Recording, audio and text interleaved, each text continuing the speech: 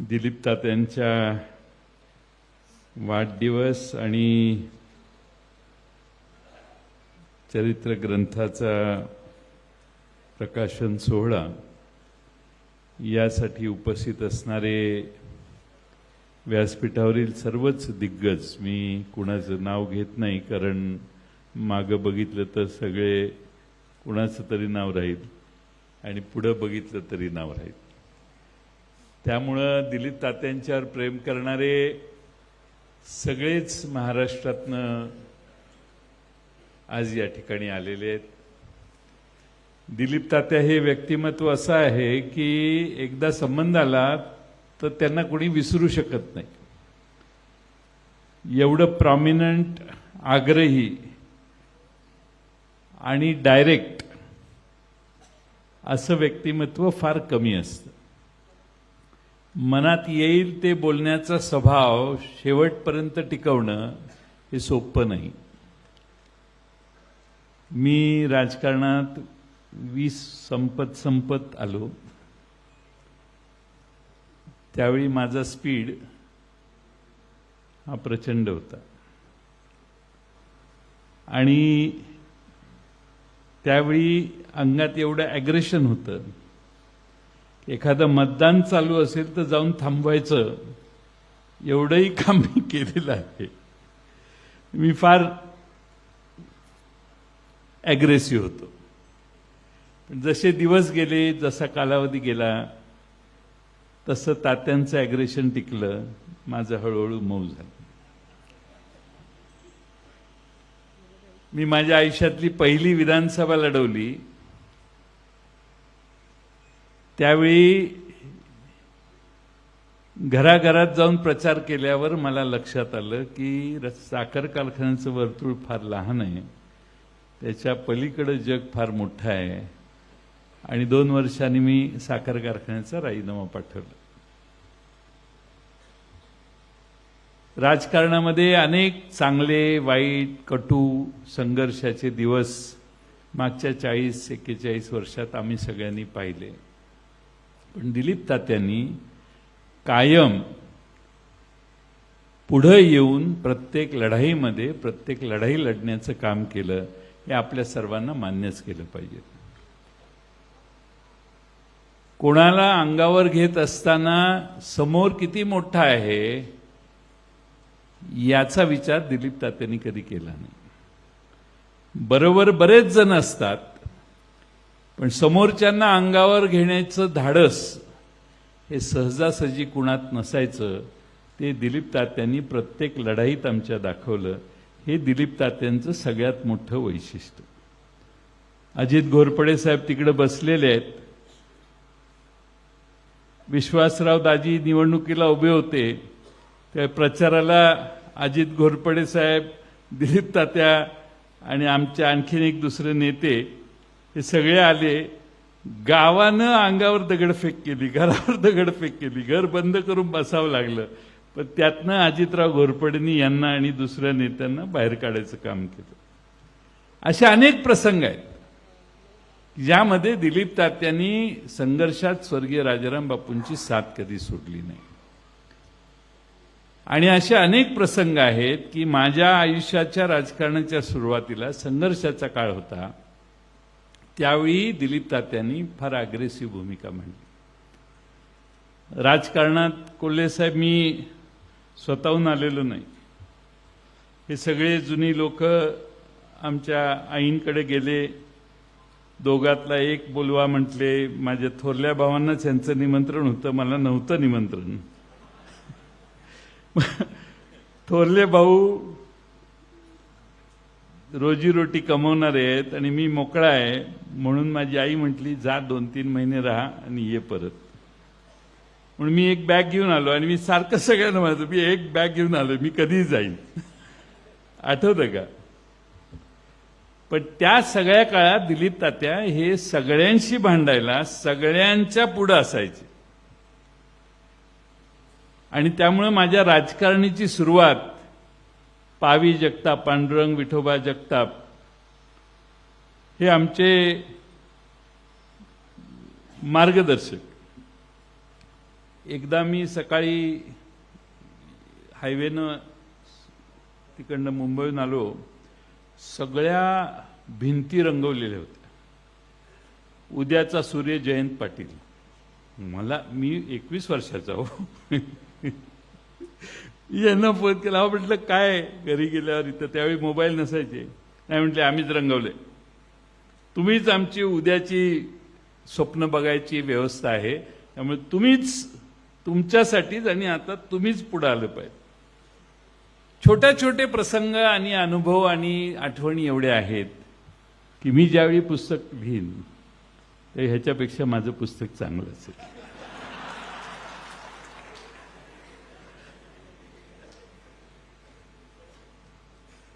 मी मगाशी तात्यांना, कोल्हे साहेबांना म्हटलं, अशा स्टोऱ्या आहेत की आम्ही दोघं सांगून, तात्यांना फार जुन्या गोष्टी माहिती आहेत, आम्ही दोघं सांगून एक सिनेमा जर काढला तर सिंहासनाच्या 10 पट चांगला चालेल.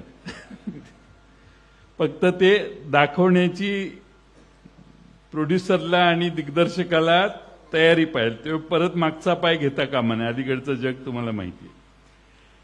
पण तात्या अग्रेसिव्ह राहिले, मी हळूहळू नरम झालो की मला हे लक्षात आलं की सगळ्यांना घेऊन राजकारण करणं हे दीर्घ पल्ल्याचं राजकारण होऊ शकतं. लढाई एखादी मोठी होऊ शकते, पण कायम प्रत्येक लढाई करायची असेल आणि जिंकायचं असेल तर सर्वांची मनं जिंकणं हे आपल्या सर्वांचं कर्तव्य आहे. आणि म्हणून जाणीवपूर्वक मी बेरजेच्या राजकारणाच्या मार्गाला लागलो. नाही तर लढाई तर मी 100% केली असती. मी वयाच्या 20व्या वर्षी आलेलो आहे, ज्यावेळी दिलीप तात्यांचं वय मला वाटतं 35 असेल. आणि हा सगळा प्रवास करत असताना असे अनेक प्रसंग आले की ज्यामध्ये अनेकांनी माझी साथ दिली. ते भाषणात म्हटले, ते म्हणतील की ही ऑल्सो रॅन, असं मगाशी म्हटली. यस, दिलीप तात्या सर्वात पुढे होते, पण राजाराम बापूंचा मुलगा पुढे जावा म्हणून अनेकांनी या तालुक्यात त्याग केला. तुम्हाला कोल्हे साहेब सांगतो, एवढी विलक्षण शिंदेसाहेब माणसं या तालुक्यात होती, त्यांची एवढी प्रचंड निष्ठा राजाराम बापूंच्यावर होती. इथं बसलेले रघुनाथ पाटील आहेत, तेही राजाराम बापूंचेच. प्रचंड प्रचंड म्हणजे बापू कार्यकर्त्याला कसे जपायचे हे या सगळ्यांनी अनुभवलेलं आहे. पण ह्या सगळ्यांनी राजाराम बापूंच्या नंतर त्यांचा मुलगा आलाय म्हणून माघार घेतली, मागे राहिले, थांबले. ठीक आहे, जयंत पाटलांनी चूक केली, राहू दे, आपण थांबलो. असे अनेक आहेत की ज्यांचं मन मी कदाचित नाराज केलं असेल, पण तरीही बापूंच्या वरच्या, माझ्यावरच्या नाही मी म्हणत, बापूंच्या वरच्या निष्ठेने ही माणसं एकत्रित राहिली. ही राजाराम बापूंची पुण्याई, म्हणून त्याला आम्ही म्हणतो ही पुण्याई. एवढ्या सहजासहजी या स्तरापर्यंत माणूस गेला. मला या तालुक्यात जेव्हा जेव्हा माझी निवडणूक असली, न सांगता माणसं कामाला लागतात. मागच्या विधानसभेला 3 सभा घेतल्या, वाळव्यात, आष्ट्यात आणि इस्लामपुरात. त्याच्यावर मी निवडून आलोय. एकच दिवस तालुक्यात आलो मी. पण ह्या तालुक्याने, ह्या भागाने सतत आम्हा सगळ्यांना ताकद दिली. त्यात मी एकटा नाहीये, मी काय फार चांगलं काम केलंय म्हणून नाही, तर ह्या सगळ्यांचा त्याग इथं बसलेल्या आणि आज स्वर्गवासी झालेल्या अनेकांनी त्याग केला, सहनशीलता दाखवली. माझ्यासाठी त्यांनी माघार घेतली. आज दिलीप तात्या यांचा वाढदिवस आहे, पण त्यांच्यासारखे असे बापूंच्यावर निष्ठा ठेवणारे अनेक होते. पण दिलीप तात्यांचं वैशिष्ट्य हे की सगळ्यात पुढे तलवार घेऊन जाणारे कोण, तर दिलीप तात्या. आणि मग दिलीप तात्या लढतायत, लढू दे, आपण काय बोलायची गरज नाही, अशी अनेकांची भावना असायची. त्यामुळं आमच्या सगळ्यांच्या कार्यकर्त्यांच्या, सहकाऱ्यांच्यात दिलीप तात्या हे नेहमीच माझ्या राजकारणासाठी लढले, पुढे आले, संघर्ष केला. बऱ्याच वेळेला अनेक असे एक प्रसंग आहेत. बापू जनता पक्षात होते आधी, 1 वर्ष आम्ही ठरवलं राजकारणात जायचं नाही. स्वर्गीय वसंतराव दादा 3 वेळा मुंबईला आमच्या घरी आले. काठी टेकत टेकत यायचे ते. संपतराव नाना जिल्हा अध्यक्ष असायचे, ते यायचे आणि ते सांगायचे की तुम्ही काँग्रेसमध्ये आलं पाहिजे. त्यावेळी ज्या हुज्जती व्हायच्या चर्चा, मग डी.जी. पाटलांचं नाव मला घेतलं पाहिजे, आपल्या रामराव देशमुखांचं नाव घेतलं पाहिजे, बाबासाहेब पाटील पण त्यावेळी असायचे, किंवा विश्वासराव पापा असायचे, दाजी असायचे, विश्वासराव दाजी. ह्या सगळ्यांनी मान्य केलं की बापूंच्या मुलाला आपण आता पुढे करायचं. काहींना मान्य नव्हतं, हळूहळू त्यांनी मान्यता दिली. पण आम्ही संघटना काय असते या सगळ्यांनी एवढं चांगलं काम केलं. युवक मेळावे दिलीप ताते घ्यायचे, युवकांची शिबिरं व्हायची.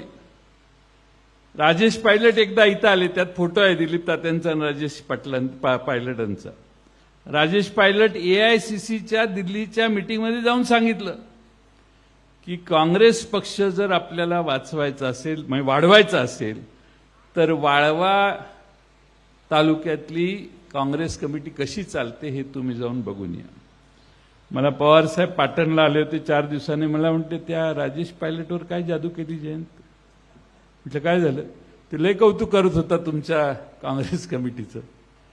सांगण्याचा मतितार्थ असे अनेक सहकारी सवंगडी आपल्याबरोबर राहिले, काही बाजूला गेले, काही परमेश्वराकडे गेले. पण या सगळ्या प्रवासामध्ये दिलीप तात्यांनी अतिशय खंबीरपणानं मला साथ दिली. भावाप्रमाणे माझ्या मागं ठामपणाने राहिले आणि त्यामुळं अनेक कामं सुकर झाली. अनेक कामं ही आम्हा सगळ्यांना संघटितपणानं पुढं करता आली. आज ते म्हणतायत मी निवृत्त झालो, पुस्तकातही शेवटी लिहिलेलं आहे निवृत्त झालो. पुस्तक वाचण्यासारखं आहे. फिडेल याचा अर्थ निष्ठा, आणि निष्ठा ठेवली तर काय होतं हे पहिल्याच पानावर लिहिलेलं आहे.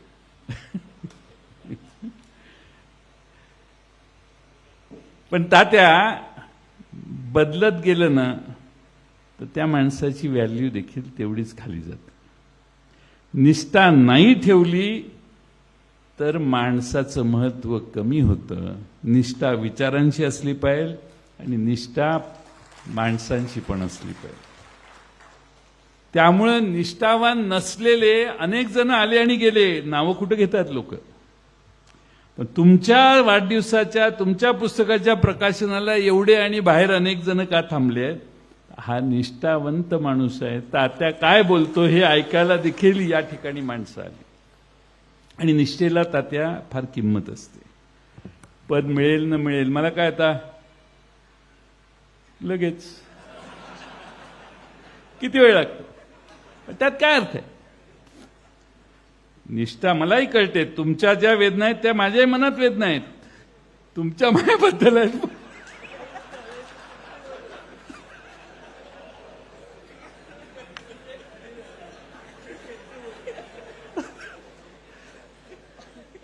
पण गत सोडायची नसते. पतंगराव कदमांनी मला सांगितलं. पतंगराव कदम काय म्हणायचे, जयंत गत सोडू नकोस. का? दुसरीकडे सगळं नवीन आहे. इथं आपण जगलेलो आहे ते जीवन आपल्याला माहिती आहे. आपण ज्यांच्या बरोबर आहोत ती माणसं आपल्याला माहिती आहे. ती घरातली आहेत. आपल्यावर नाराज होत, काही होत, शिव्या देत, मागं शिव्या देत असतील 100 जण. आपल्यासमोर आल्यावर ती आपल्या बरोबर असतात. याला कायम महत्त्व राजकारणात द्यायचं असतं. मित्रांनो, राजकारणी फार बदललेलं आहे. राजकारण हे निष्ठेने, तत्वाने, विचाराने होण्याचा काळ मागच्या 10 वर्षात संपलेला आहे किंवा कमी झालेला आहे. पण असं समजू नका की आता परत असं कधीच होणार नाही. असं समजू नका की आता ही अशा पद्धतीनं राजकारण चालणार नाही.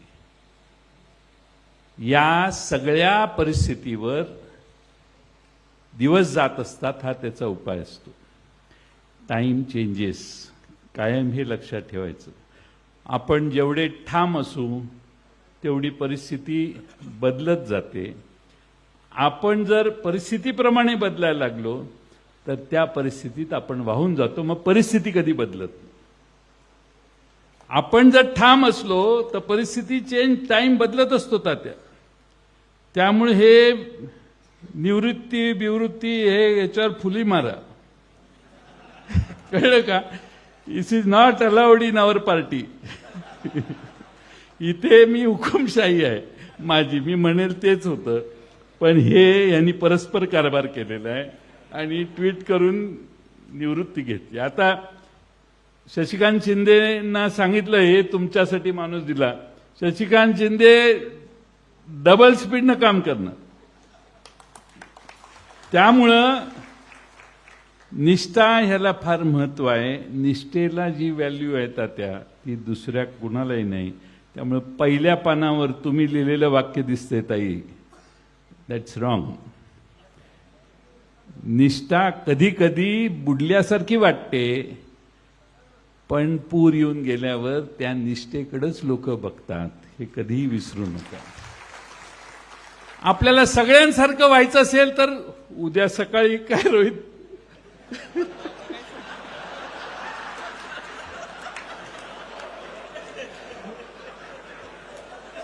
आम्ही 10 आमदार आहे, 8 खासदार आहेत, पण अरे काय सबस्टन्स आहे की नाही तुमच्यात? आणि दुसरा प्रॉब्लेम तुम्हाला आमचा सगळ्यांचा कोल्हे साहेब सांगतो, हा जो कृष्णा काठ आहे ना, हा लय वेगळा आहे.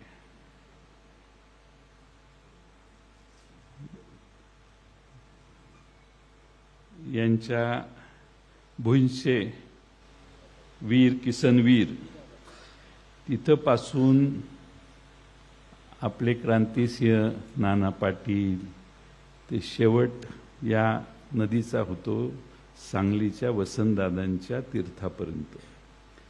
ही सगळी दिग्गज माणसं, मी अनेकांची नावं घेईन पण टाईम कमी आहे. ही दिग्गज माणसं या कृष्णेच्या काठावर तयार झाली.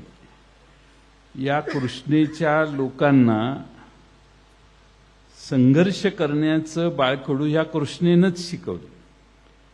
यशवंतराव चव्हाणही देवराष्ट्रातनं खाली कृष्णेला येऊन डोहात उडी मारायचे. त्यांनी देशाचं नेतृत्व केलं. वसंतराव दादांचं तर मी तुम्हाला सांगायची आवश्यकता नाही. आणि म्हणून कृष्णेच्या काठची आम्ही सगळी माणसं ही कदाचित महाराष्ट्रात इतरांपेक्षा वेगळी आहोत. आणि त्यामुळं आमच्या मनात काय आहे ते सहजासहजी कळत नाही असं लोक म्हणतात. आमच्या मनात काय आहे हे लोकांना ह्या कृष्णाकाठच्या चांगलं माहिती आहे, कारण ही त्याच कृष्णाकाठची लोक आहेत. आणि म्हणून दिलीप तात्यांच्यासारखा आजही युवा असणारा, आता वय काउंट करायची गरज नाही. रोहितने 27व्या वर्षाच्या शुभेच्छा आमच्या तात्यांना दिल्या. त्यामुळे तात्या, मी असे अनेक लोक बघितलेत, रिटायर झालं की रिटायर नाही व्हायचं. माइंडमध्ये रिटायरमेंट कधी येता कामा नये. आता काय राहिलं, जयंत पाटील आपल्याशी बोलतच नाही, जयंत पाटील हे करत नाही, पोरं आता नगरसेवक झाली, कुठे गेले नाही, नगरसेवक झाली आता ते, असं काही नाही. मुलांच्याकडे सोपवा तुम्ही, आमचं काय तक्रार नाही संग्राम बरोबर आणि क्रांतीप्रसादवर, पण तुमची रिटायरमेंट नॉट अलाउड. सगळ्यांनी हात वर करा बघू, बघा. त्यामुळं शेवटचं पान कॅन्सल. तुमची आम्हा सगळ्यांना गरज आहे.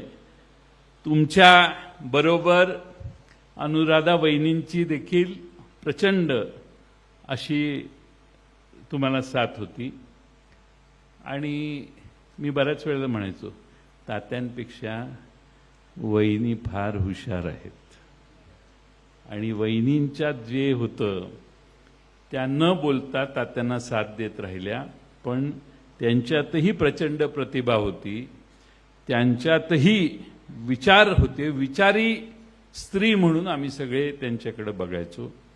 तात्यांची आई तर काय मला मुलाप्रमाणेच वागवायच्या. माझ्यावर प्रचंड, बापूंचा मुलगा म्हटल्यावर वाळव्याच्या त्यांच्या वाड्यात एवढी लगबग असायची त्यांची, हे दिलं का ते दिलं का. त्या आईंनाही आम्ही विसरू शकत नाही, गुरुजींनाही विसरू शकत नाही. आणि म्हणून आपली परंपरा कृष्णेच्या काठची लढायची आहे.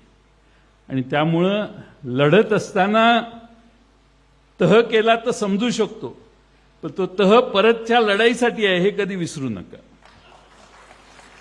आणि त्यामुळं आज तात्यांच्या नेतृत्वाखाली आम्ही अनेक वर्ष काढली. खरं तेच आमच्या पार्टीत पुढे होते आणि नेतृत्व होतं.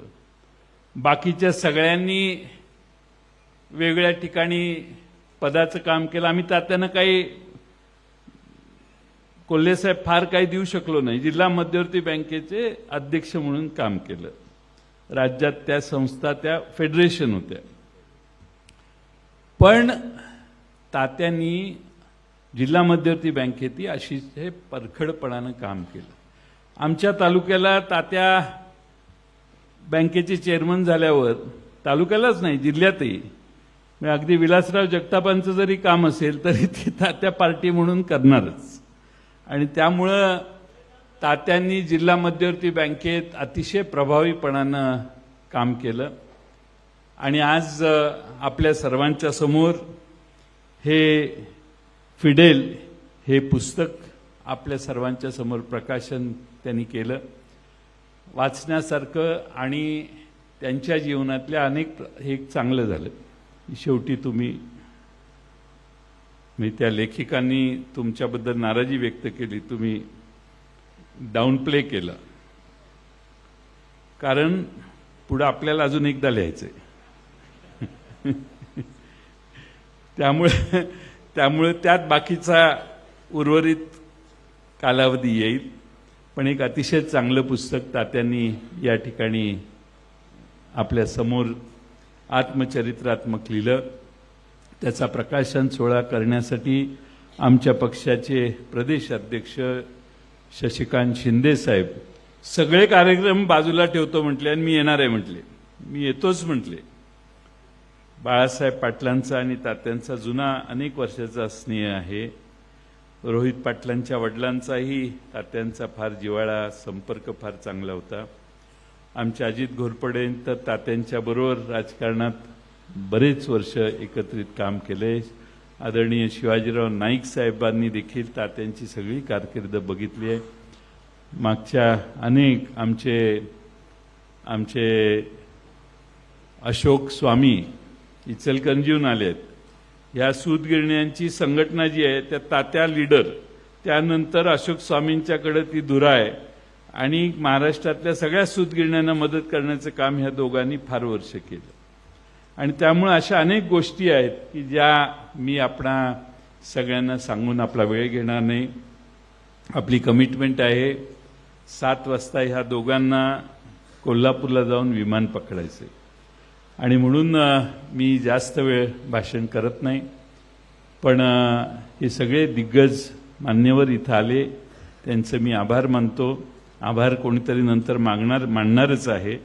पण तात्यांना मी दीर्घायुष्य ते व्हावेत, त्यांची शरीर प्रकृती ठणठणीत राहावी आणि त्यांचं मार्गदर्शन आपल्या सगळ्यांना, जिल्ह्याला आणि आमच्या राजकीय पक्षाला देखील सतत मिळत राहावं अशी परमेश्वराकडे मागणी करतो. आणि तात्यांना वाढदिवसाच्या मनपूर्वक शुभेच्छा देऊन माझे 2 शब्द पूर्ण करतो. धन्यवाद साहेब. उपस्थितांना विनंती आहे आभार प्रदर्शन